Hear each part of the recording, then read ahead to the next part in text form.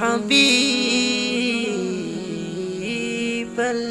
আসসালামু আলাইকুম ওয়া রাহমাতুল্লাহি ওয়া বারাকাতুহু। কেমন আছেন আমার আদরের কলিজার টুকরা আপুরা? আল্লাহ সবাইকে ভালো সুস্থ রাখার তৌফিক দান করুন, এই দোয়া সবসময় করছি। আপুরা, আজকে আমি কলিজা ভুনা রান্না করব। তো আমি কড়াইয়ের মধ্যে লবঙ্গ, দারচিনি, ছোট এলাচ দিয়ে দিছি। আমি এগুলো একটু ভেজে নেব।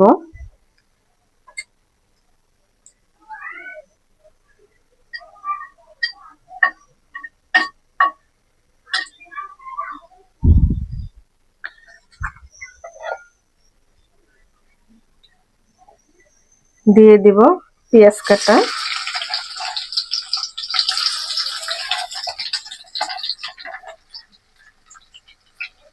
তো আজকে আমি কলিজা ভুনা আমি আলু দিয়ে রান্না করব।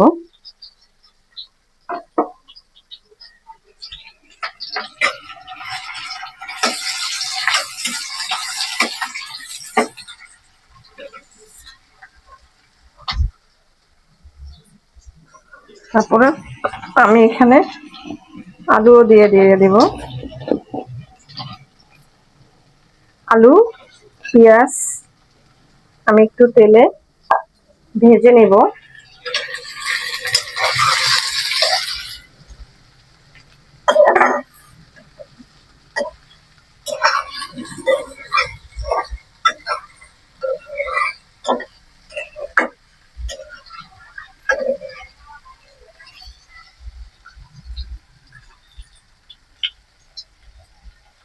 তো আমি আলু আর পেঁয়াজ তেলে ভেজে নিলাম।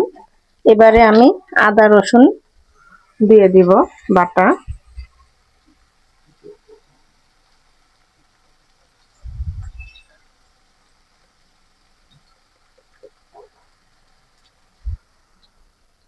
আদা রসুন বাটা দিয়ে দিলাম।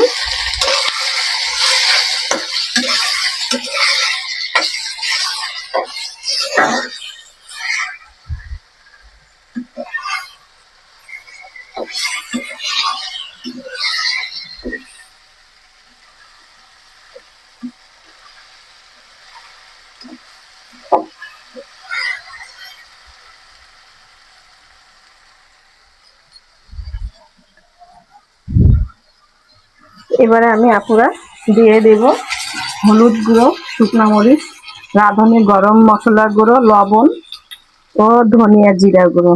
আমি দিয়ে দিচ্ছি সবগুলো।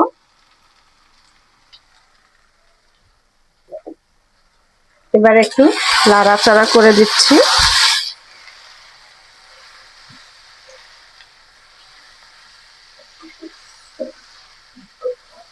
তো আমি একটু সামান্য পানি দিয়ে একটু কষিয়ে নেব।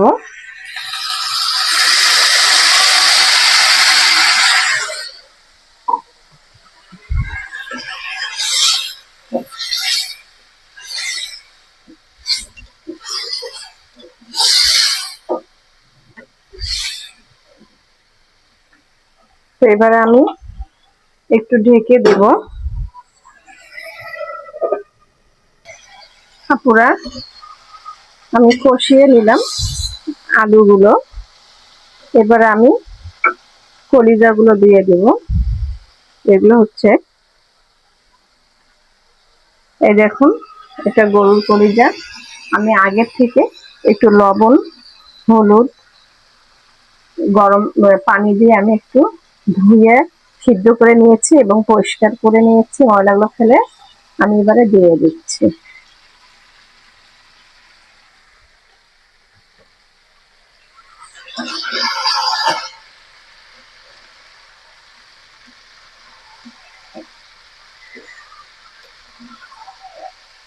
আর এইভাবে রান্না করে খেলে কলিজা একদমই ভালো কালো হয়ে যাবে না। আপনারা যখনই রান্না করবেন কলিজাটা ভালো করে পানিতে সিদ্ধ করে গরম করে নেবেন, তাহলে দেখবেন অনেক ময়লা বের হবে। তারপর রান্না করলে একদমই কালো হবে না।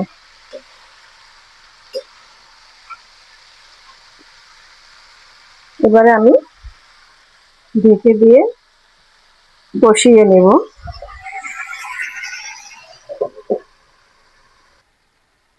আপুরা, আমি আলু কলিজা আমি ভালো করে ভুনা করে নিলাম, কষিয়ে নিলাম। এবারে আমি ঝোলের পানি দিয়ে দিব। আর দেখুন একটুকু কালো হয় নাই, আর কালারটা মাশাআল্লাহ খুব সুন্দর হয়েছে।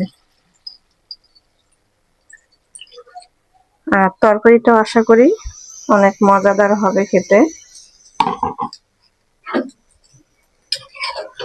এবারে আমি একটু লাড়াচাড়া করে দিয়ে ঢেকে দিব বলক উঠানোর জন্য।